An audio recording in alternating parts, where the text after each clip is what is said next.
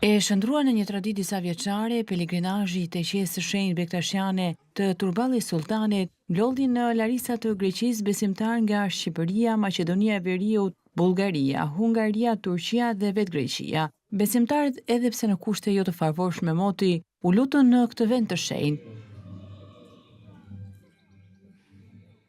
Pas respektimit të himneve kombëtare të Greqisë, Shqipërisë dhe atij botror Bektashian, shenjtëria e tij Haxhi Dede Baba Edmond Brahimaj e vlerësoi këtë tempull si një ur lidhëse midis besimeve dhe popujve. Si besimtar, duke parë që drejta e Haxhi Bektashit prej 800 vjetësh nuk është shuar, pavarësisht se u mbyll në Shqipëri, po këto kanë realizuar në gjithë botën, edhe ne vime kujtojmë.